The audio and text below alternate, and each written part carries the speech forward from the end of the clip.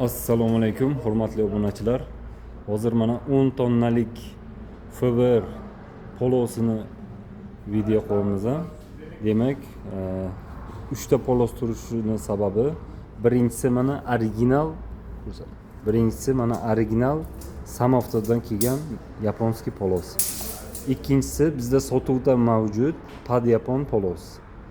Demak, uchinchisi mana akalar hozir Toshkentdan Xitoy polosi deb qo'yishibdi.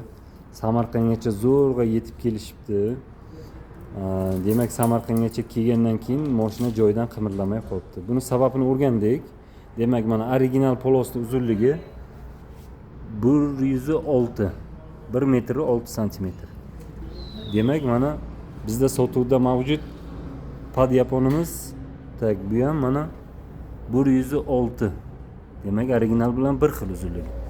Mana akalarimiz qo'yib, uzunligidan xabardor bo'lmay turib, sarson bo'lgan polosimiz mana uzunligi rovna 1 metr.